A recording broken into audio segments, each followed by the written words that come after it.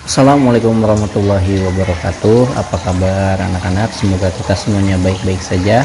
Baiklah, saat ini kita akan membahas materi tema 9, menjelajah angkasa luar, subtema 1, keteraturan yang menakjubkan.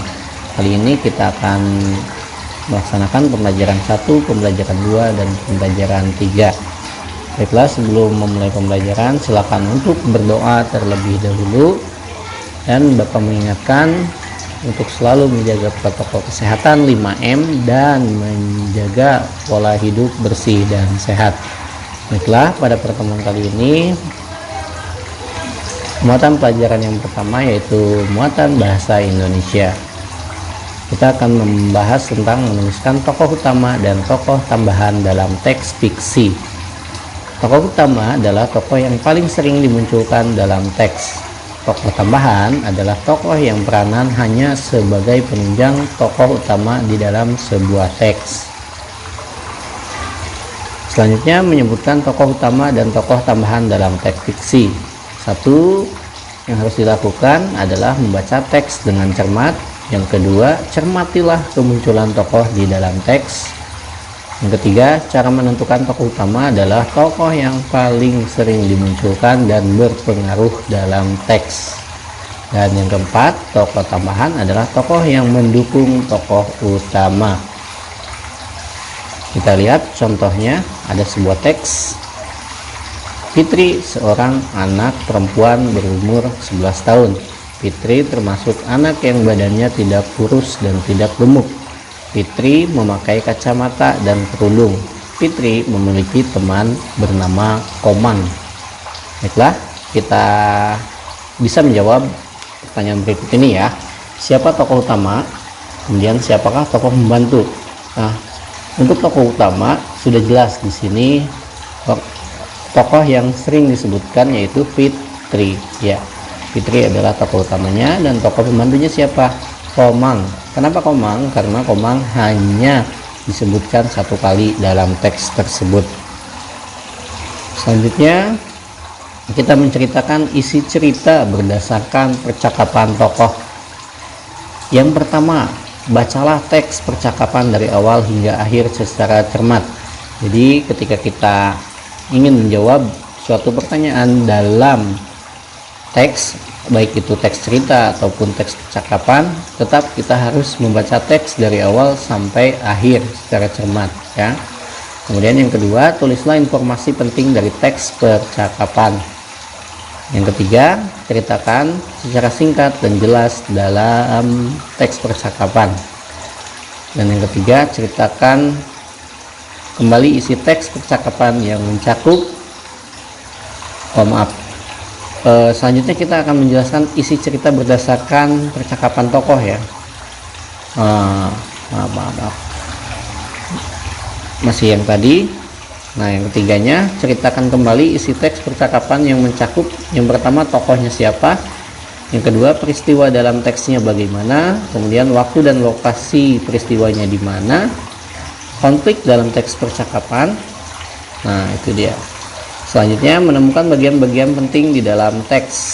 Yang pertama, bacalah teks dengan cermat selalu ya. Berarti kita harus rajin membaca. Kemudian yang kedua, tandailah bagian-bagian penting dalam teks seperti kata kunci atau pokok pikiran. Yang ketiga, tulislah ringkasan dari teks yang dibaca tersebut menjadi teks baru. Selanjutnya, menceritakan isi cerita dalam bentuk diagram. Nah, ini mengubah isi cerita dalam bentuk diagram. Yang pertama, bacalah teks dengan cermat. Kemudian yang kedua, cermatilah tokoh, latar, serta konflik dalam teks dan pemecahannya. Yang ketiga, buatlah dalam bentuk diagram sederhana. Nah, lanjut kepada muatan pelajaran ilmu pengetahuan sosial atau IPS. Pembahasan yang pertama, kita akan membahas mengidentifikasi ciri-ciri masyarakat modern. Nah, perubahan kehidupan manusia dari kehidupan tradisional ke kehidupan lebih modern disebut modernisasi. Modernisasi juga dapat diartikan sebagai pergeseran sikap warga masyarakat untuk dapat hidup sesuai dengan tuntutan masa kini. Modernisasi biasanya diikuti oleh perkembangan teknologi. Selanjutnya, perubahan sosial yang terjadi akibat modernisasi apa saja ya? Oke, sarana transportasi yang cepat membantu masyarakat melakukan kegiatan dengan lebih efektif dan efisien. Jadi dari waktu ke waktu sarana transportasi ini ada pembaruan ya, supaya untuk meminimalisir jarak tempuh dari satu tempat ke tempat lain.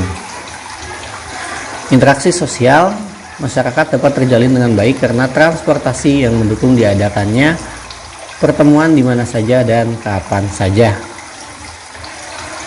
Selanjutnya kita akan membahas muatan pelajaran SBDP. Menyanyikan lagu dengan interval nada. Nah, interval nada adalah jarak antar nada. Ini sudah dibahas berulang kali ya. Kemudian interval nada ada yang bernilai 1 dan ada juga yang bernilai setengah. Nah, ini contoh tangga nadanya ya. Dari C, D, E, F, G, A, B, C. Nah, ini interval nadanya ada yang bernilai 1, 1, setengah, 1, 1, 1, setengah. Ini Do sama dengan C. Selanjutnya kita akan membahas akor pada lagu. Akor adalah paduan beberapa nada yang dimainkan secara bersamaan. Akor atau perpaduan nada-nada ini biasanya sebagai penyerta dan penyatu melodi dalam lagu. Bisa dilihat ya dari gambar berikut ini. Ini contoh akor ya. Jadi perpaduan nada-nada dari beberapa alat musik yang dimainkan oleh pemain musik. Alat musik yang biasanya digunakan untuk memadukan nada dalam akor adalah alat musik melodis seperti gitar, piano, pianika, organ, ukulele, dan akordeon. Nah, ini contohnya gitar. Kemudian ini contohnya piano. Selanjutnya akor dan interval dalam sebuah lagu. Interval nada adalah jarak antar nada dan akor adalah perpaduan beberapa nada yang dimainkan secara bersamaan. Baik interval nada maupun akor keduanya penting dalam sebuah lagu sehingga saat menyanyikan atau memainkan lagu. Nah, selanjutnya pada bagian terakhir kita seperti biasa, ayo kita mengerjakan tugas. Tugasnya ada 5. Tugasnya bersumber dari video pembelajaran yang barusan kalian simak dan juga bersumber dari buku paket tema 9 subtema 1. Soal nomor pertama atau nomor 1 silakan ditulis dulu ya. Bagaimana cara menjelaskan isi cerita berdasarkan percakapan tokoh? Nomor 2, bacalah teks yang berjudul Barisan yang Menyenangkan pada buku paket tema 9 halaman 9 sampai 10. Kemudian kerjakan latihan soal halaman 10 sampai 11 yang berkaitan dengan teks bacaan tersebut. Nomor 3, apa yang dimaksud modernisasi? Nomor 4, amatilah gambar yang ada pada buku paket halaman 26, kemudian jawablah pertanyaan berikut. Sebutkan nama dan kegunaan benda-benda tersebut. Terakhir nomor 5, jelaskan tentang akor dan sebutkan alat musik yang biasa digunakan untuk memadukan akor. Demikianlah pembelajaran hari ini. Silakan dikerjakan tugasnya dan jangan lupa dikirim kepada wali kelas masing-masing. Sampai jumpa pada video pembelajaran selanjutnya dan jangan lupa berdoa setelah belajar dari rumah. Akhir kata, wassalamualaikum warahmatullahi wabarakatuh.